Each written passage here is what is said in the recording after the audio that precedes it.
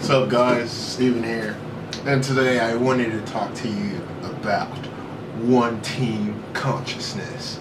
Now, this is an idea I've had for a really, really long time, and I kind of struggled to put it out because I just didn't know how to articulate it properly enough so that people would understand it, and I just wasn't sure how people were going to react. Well, basically, I believe that essentially a lot of people think that winning a game or scoring a goal heavily actually relies upon one individual scoring or one person over and over making a play. But I actually think that it's essentially a sequence of events that link together to create that final result. So, for example, I think that a lot of times when teams get together and clearly one of their team has like the skills and like has the potential and should be winning but doesn't, and the other team, which is pretty much essentially below average in terms of skill set, takes over, I think that the reason why that happens is because of team chemistry. So essentially, when you one-on-one games are different than or multiple groups of people versus other groups of people, and I think the reason that is because different energies affect the whole gameplay. If there's only one energy put upon another energy, that's the outcome is very clear. The variables that define the result is very clear.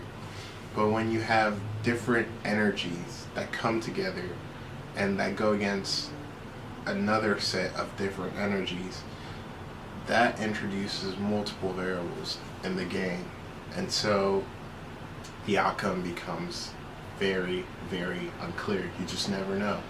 Now, I think that most people think that I should just give the ball or pass the ball to the next person who's better than me, or I should just make sure that the best player gets all the fame, when in reality, their pass would not have made that player great. It's like people forget how awesome they really are, and I think it's kind of something that we deal with because we are humans. We deal with this complex life from where we have all these responsibilities and challenges and shit like that. So it's kind of hard to kind of not lose yourself and not forget who you really are amidst all of that. But I think the great teams are built because every single player in there recognizes that he contributes something to the team. The great teams are built because every single player realizes that what he does affects the whole gameplay. Every single thing that he does could be possibly positively impactful to the game or negatively. And so every single team has this duty, essentially, of being stewards and good creators of the game, of basically making sure that they play well with one another, but they also carry their fucking slack. They do their part.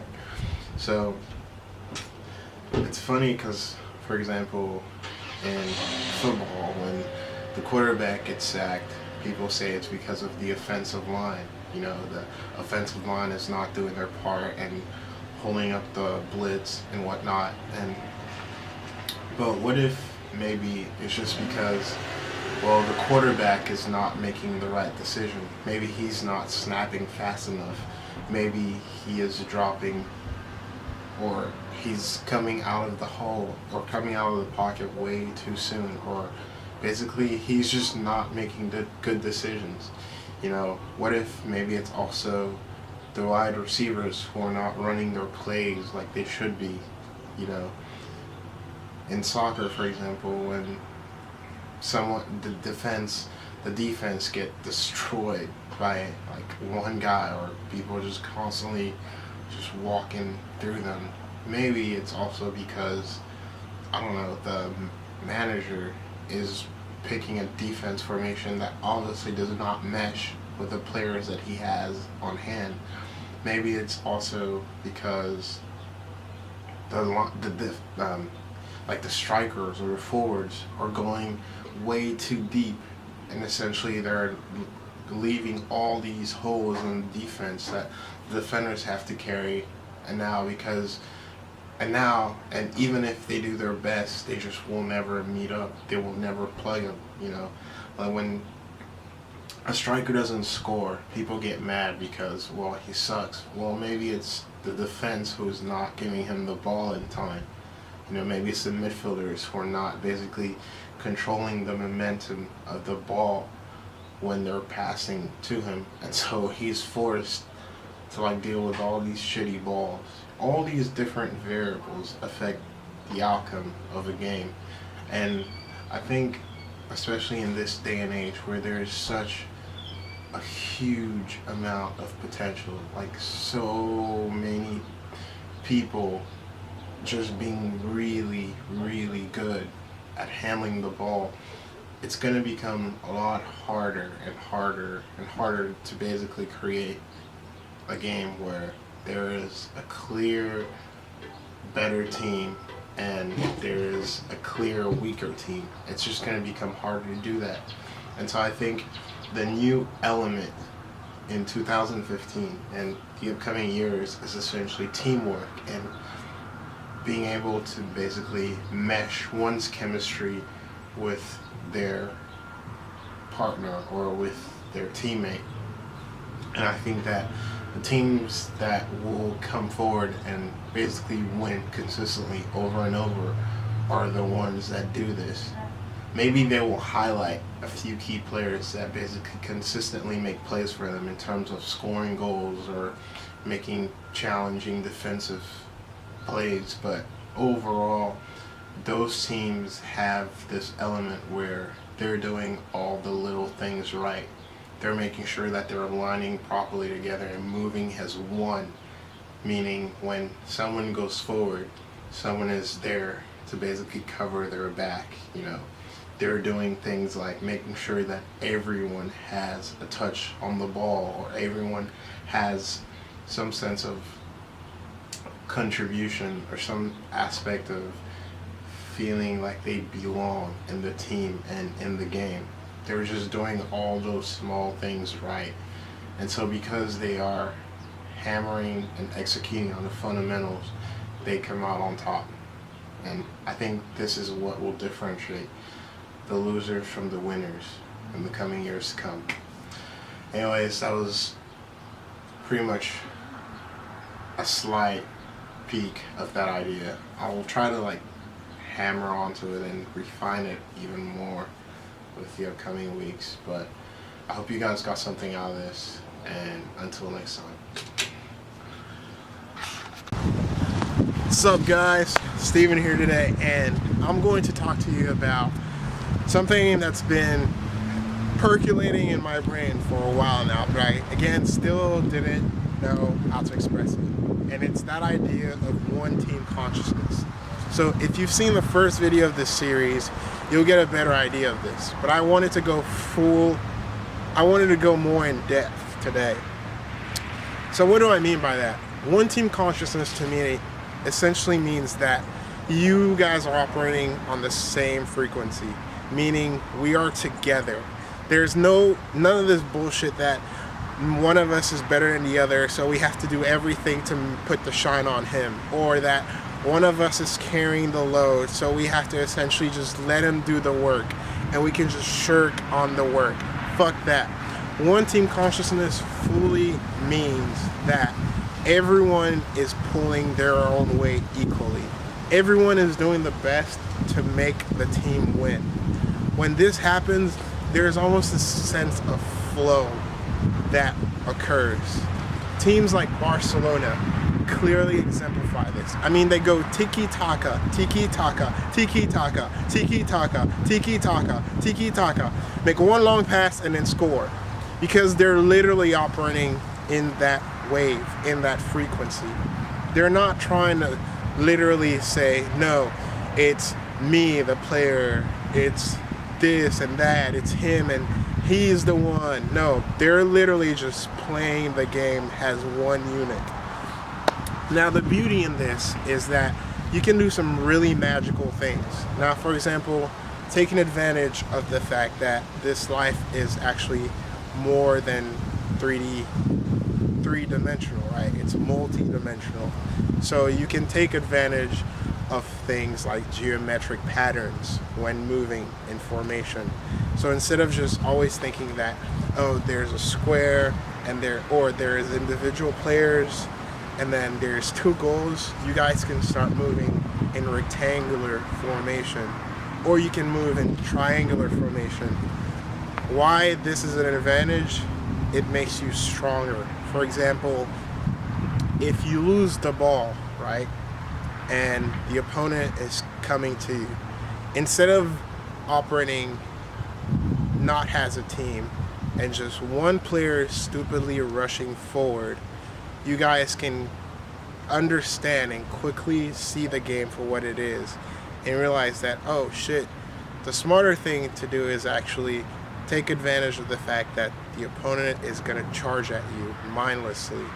So I will just let him come to me, bait him, and then once he's unable to change his direction or the momentum of his play, I will just swarm him and take the ball and counterattack with ease because he just mindlessly charged and now there's all these gaping holes in his defense. Things like that. Another beauty of this is the idea of team energy. This means that you guys group your individual life force and collect it and you make it one. This means that every single player affects the game. Teams, little details now, variables like sportsmanship and treating the opponent has respect, or giving the opponent his respect, giving the opponent that same love, that same humility that you would to your family member become important now, because that energy affects the whole gameplay. How many times have you seen a game when the team is winning and then one player just becomes or displays unsportsmanlike conduct, and then now it brings down the energy of the whole team? It's things like that that affect outcomes every single day. Things like being able to just say sorry or call your own fouls will become greatly important, because the game, I always say the game sees everything, right? There's a saying that says, live as if Shiva is always watching. Essentially meaning, live as if God is always watching. So no matter what you're doing, someone saw it. So if you think you got away with it, you're deadly wrong. So now I'm not saying to be like a fucking saint and shit, like, oh my God, I did wrong, I'm sorry. But it's something as simple like a nod or like a recognition of fault. And there are so many ways of expressing that. So that's why I don't really want to get into the specifics, but give you the general mindset, because the mindset are more important than anything else. But little things like that really shine the light on you, because it shows that, wow, not only is this team, this player is an incredible player, but he also has integrity. He also knows that winning this game isn't all that there is to be. Even if it could be the potentially biggest game of his career, it's almost like he acts like if there will always be another great game. And so he's not too tied to the outcome. He's detached, but yet focused and playing to win at the same time. And that is so compelling. There's nothing more attractive than that. There's nothing more Nothing builds a bigger sense of want, or a sense of wanting him to win, a sense of wanting to give him your allegiance or your loyalty than conducts like that. Anyways, I will go into depth with this again later. But I hope you guys got something out of this. And until next time.